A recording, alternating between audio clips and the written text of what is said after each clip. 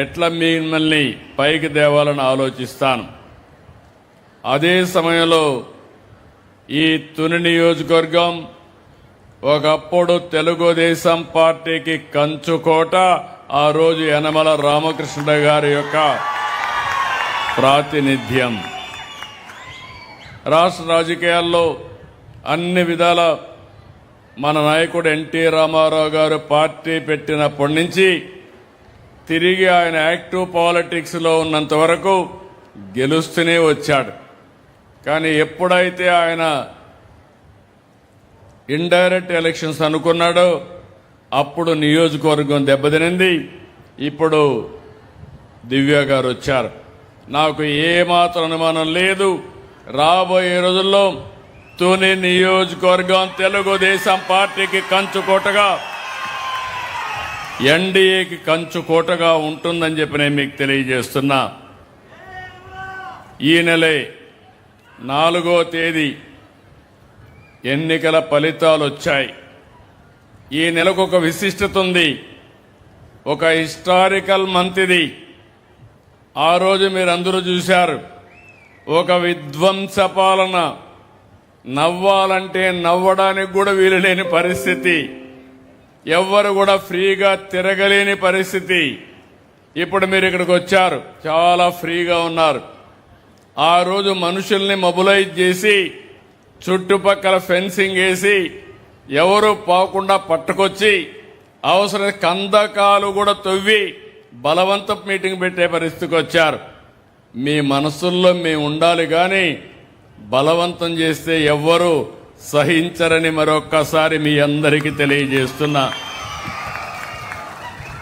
అందుకే ఆ రోజు నేను మా మిత్రుడు పవన్ కళ్యాణ్ గారు ఆలోచించాం. ఆ రోజు పవన్ కళ్యాణ్ గారు ఒకే మాట చెప్పారు, ప్రభుత్వ వ్యతిరేక ఓటు చీలడానికి వీలు లేదు, ఈ రాష్ట్రాన్ని పునర్నిర్మాణం చేయాలి, ఆ బాధ్యత నేను కూడా సహకరిస్తా, ఇద్దరం కలిసి పనిచేయాలని మొట్టమొదటిసారిగా పొత్తు అనౌన్స్ చేసిన వ్యక్తి పవన్ కళ్యాణ్ గారు అని చెప్పి కూడా నేను మీకు తెలియజేస్తున్నా. ఇంకో పక్కన ప్రధానమంత్రి నరేంద్ర మోడీ గారు ఆ రోజు బీజేపీ ముందుకొచ్చారు. 3 పార్టీలు కలిపి ఇదే నెల 12వ తారీఖు ప్రభుత్వాన్ని ఏర్పాటు చేశాం. 2 ఏళ్ళు అవుతుంది. నేను అడుగుతున్నా మిమ్మల్ని అందరినీ, 2 ఏళ్ల పాలనలో మాకు మంచి జరిగిందంటే గట్టిగా చప్పట్లు కొట్టి మీరు హర్షాన్ని, ఆమోదాన్ని తెలియజేయండి. పేదరికం లేని సమాజం చూడాలనేదే మా కల. పేదల కనీస అవసరాలు తీర్చాలని అనునిత్యం ఆలోచిస్తున్నాం. అందుకే దేశంలో మరే ఏ ప్రభుత్వం కూడా ఈ సాహసం చేయలేదు. 10 లక్షల కోట్ల రూపాయల అప్పులు, బకాయిలు 1 లక్ష కోట్లు. ఇంకో పక్కన మీరు చూస్తే విధ్వంసమైన ఆర్థిక వ్యవస్థ కుప్పగూలిపోయింది. నేను 4వసారి ముఖ్యమంత్రి, ఎంత లోతుకు పోతే అంత అఘాతమే కనపడస్తా ఉంది ఇంకా కూడా. కానీ మాకు మనోధైర్యం ఉంది, తప్పకుండా ప్రతి ఒక్క ప్రతికూలాన్ని అనుకూలంగా మార్చి మీకు అండగా ఉంటామని మరొకసారి హామీ ఇస్తున్నా. అందుకే ఆ రోజు నేను చెప్తే పింఛన్లు పెంచుతాం, పింఛన్ ఏప్రిల్ నుంచి, నేను ముఖ్యమంత్రి అయింది 12వ తారీఖు ఈ నెల, ఏప్రిల్ మే కూడా కలిపి మీ అందరికీ పింఛన్లు బకాయిలు కూడా ఇచ్చిన ఘనత ఎన్డీఏ ప్రభుత్వాన్ని. 4,000 రూపాయలు, 6,000 రూపాయలు, 10,000, 15,000 పూర్తిగా బెడ్కే పరిమితం అయితే 15,000 రూపాయలు ఇచ్చే ఏకైక ప్రభుత్వం భారతదేశంలో ఒక్క తెలుగుదేశం ఎన్డీఏ ప్రభుత్వమే. ఇంకొక పక్క ఇప్పటి వరకు 65,887 కోట్లు ఇచ్చాం. సంవత్సరానికి 32,000 కోట్లు అవుతుంది. ఒక పక్క గుంతలబడిన రోడ్లు, తాగేదానికి నీళ్లు లేని పరిస్థితి, ఇంకొక పక్క అప్పులు మామూలుగా ఇచ్చేవాడు కూడా ముందుకు రాడు. అలాంటి పరిస్థితి నుంచి ఇప్పటి వరకు ఈ డబ్బులు ఇచ్చాం. సంవత్సరానికి మళ్ళీ 33,000 కోట్లు ఇవ్వాల్సి వస్తుంది, ఇస్తాం. ఇంకో పక్క మనతో సమానంగా బాగుండే రాష్ట్రాలు ఉన్నాయి, ఎవ్వరూ ఇవ్వడం లేదు. నేను ఎంత శ్రద్ధ పెట్టానంటే మొదటి తారీఖు వస్తే ఇమ్మనొచ్చు, నేను కూడా బటన్ నొక్కచ్చు. కానీ నేను నేరుగా వచ్చి ఆ పేదవాడి ఇంటికొచ్చి ఇంటి దగ్గర పింఛనిచ్చినప్పుడు నా అధికార యంత్రాంగం సరిగా పనిచేస్తున్నారా లేదా అని ఎప్పటికప్పుడు సమీక్షించినప్పుడు ఉండే ఆనందం మామూలప్పుడు రాదని చెప్పి కూడా నేను మీకు తెలియజేసిన. బటన్ నొక్కితే ఆ ఆనందం ఉండదు, పైశాచిక ఆనందం ఉంటుంది. అందుకే ఈరోజు మీరు చూసినప్పుడు ఇక్కడ మీరందరూ ఉన్నారు. వృద్ధాప్య పింఛన్లు 17,54,000 మందికి ఇస్తున్నాం.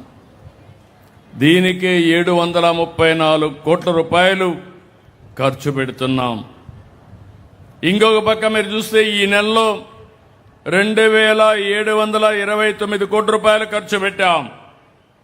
62,34,000 మందికి, అంటే దగ్గర 63,34,000 కుటుంబాలకి ఆర్థిక సహాయం చేస్తున్నాం. తూర్పు గోదావరి జిల్లాలో మాత్రం 119 కోట్లు ఇస్తున్నాం. 2,71,000 మందికి ఇస్తున్నాం. ఒక్క తుని 37,000 మందికి ఇస్తున్నాం. 16 కోట్ల రూపాయలు ఖర్చు పెడుతున్నాం. ఒక్క చామవరం 391 మందికి 17 లక్షలు నెలకు ఖర్చు పెడుతున్నాం. ఎవరైనా ఒక నెల తీసుకోకపోతే రెండో నెల కూడా తీసుకోకపోతే మూడో నెల కూడా ఇస్తున్నాం. అంత మునిపి ఇచ్చేవాళ్ళు కాదు. నేను ఒకటి ఆలోచించాను, పేదవాడు ఏదైనా అవసరం కొద్ది బయట పోతే, బంధువులింటికి పోతే ఎగ్గొట్టడం మంచిది కాదు, మిగలబెట్టుకోవడం మంచిది కాదు. అవసరమైతే మళ్ళీ నెలవారీగా ఇవ్వాలని చెప్పి ఇచ్చాం. ఇంకో పక్క ఎవరైనా భర్త చనిపోతే భార్య అనాథ కాకూడదని అదే నెలలో పింఛన్లు ఇస్తున్నాం. ఈ నెలలో 5,606 మందికి 2,24,00,000 రూపాయలు శాంక్షన్ చేసాం. ఎవ్వరి దగ్గరికి పోయే పని లేదు, నేరుగా మీకు ఆ నెలకే ఇస్తున్నాం. ఒక పక్క ఇంట్లో భర్త చనిపోయినప్పుడు భార్య దిగులు పడకుండా, వేరే వాళ్ళపైన ఆధారపడకుండా దీనికి కూడా ఇచ్చేసాం. నా ఆలోచన ఒకటే, ప్రతి ఒక్క కుటుంబాన్ని ఆదుకోవాలి, అదే సమయంలో అందరినీ పైకి తీసుకురావాలి. ఈరోజు సంక్షేమ కార్యక్రమాలు మీరు చూస్తే 2, 3, 4 కూడా వస్తున్నాయి. దీనికి నేను ఆనందపడుతున్నా. విద్యార్థుల తల్లికి వందనం. ఎంతమంది పిల్లలుంటే అంతమంది పిల్లలకి 15,000 రూపాయలు అందజేస్తున్నాం. ఇంకొక పక్కన ఈ నెలలోనే మళ్ళీ, లేకపోతే నెక్స్ట్ నెలలో స్కూళ్ళ తెరవంగానే మీకు తల్లికి వందనం మీ అకౌంట్లో వేసే బాధ్యత ఈ ప్రభుత్వానిది. మా ఆడబిడ్డల కోసం స్త్రీ శక్తి, ఉచిత ప్రయాణ సౌకర్యం, మీరెక్కడికి పోవాలన్నా ఎవ్వరి దయాదాక్షిణాలు లేకుండా ఈరోజు ఈ మీటింగ్లో కూడా మెజారిటీ మా ఆడబిడ్డలే వచ్చారు. మనస్ఫూర్తిగా అభినందిస్తున్నా. ఆశీర్వదించండి, సహకరించండి. కడారి పార్లమెంట్ అసెంబ్లీలో కూడా మా ఆడబిడ్డలకి 33% సీట్లు ఇప్పించి రాజకీయంగా మిమ్మల్ని పైకి తీసుకొచ్చే బాధ్యత మేము తీసుకుంటాం, కేంద్రం తీసుకుంటుంది. ఇంకొక పక్కన మొన్నే నేను చెప్పాను, డాక్రా సంఘాలు నేను పెట్టిన సంఘాలే ఈరోజు 1 లక్ష మంది ఒక సంవత్సరంలో ఎంఎస్ఎంఈలు పెట్టారు. ఇప్పుడు 5 లక్షలు టార్గెట్ పెట్టుకున్నాను. మీరు రాబోయే రోజుల్లో ఉత్పత్తి చేసే ఉత్పత్తుల్ని ప్రపంచ మార్కెట్కి పంపించే బాధ్యత నాది, నాతో సహకరించే బాధ్యత మా ఆడబిడ్డలదని మరొకసారి కోరుతున్నా. ఈరోజు ఇంకో పక్క దీపం, గ్యాస్ రేట్లు పెరుగుతున్న యుద్ధం కారణంగా, కానీ మా ఆడబిడ్డలకు మాత్రం చెప్పిన మాట ప్రకారం 3 సిలిండర్లు ఇస్తున్నాను. అది నా కమిట్మెంట్ అని మరొక్కసారి విజ్ఞప్తి చేస్తున్నా. మానవత్వం ఉండే ప్రభుత్వం ఇది ఎన్డీఏ ప్రభుత్వం. ఎవరైతే దివ్యాంగులున్నారో వాళ్లకు దివ్యాంగ శక్తి తీసుకొచ్చాం, అన్నదాత సుఖీభవ తీసుకొచ్చాం. ఇవన్నీ కూడా అనేక పథకాలు తీసుకొచ్చి అందరిని ఆదుకుంటున్నాం. నేను ఒకటే మిమ్మల్ని అందరినీ కోరుతున్నాను, ఇలాంటివి చేయడమే కాదు, ఇంకొక పక్క మీరు చూస్తే చాలా మందికి ఆటో డ్రైవర్లుంటే వాళ్ళకు కూడా 15,000 రూపాయల ఆర్థిక సహాయం చేస్తున్నాం. మత్స్యకారుల కుటుంబాలుంటే 20,000 రూపాయలు మత్స్యకారు సేవలో ఇచ్చాం. చేనేత కుటుంబాలుంటే 200 యూనిట్లు ఉచితంగా మరమగ్గాలకి 500 యూనిట్లు పవర్ లూమ్స్కి ఇస్తున్నాం. ఇవన్నీ చేసి ప్రతి ఒక్క కుటుంబానికి తక్షణ సాయం అందించే విధంగా, మీకు జీవన ప్రమాణాలు పెంచే విధంగా ఈ ప్రభుత్వం వర్కౌట్ చేస్తూ ఉంది.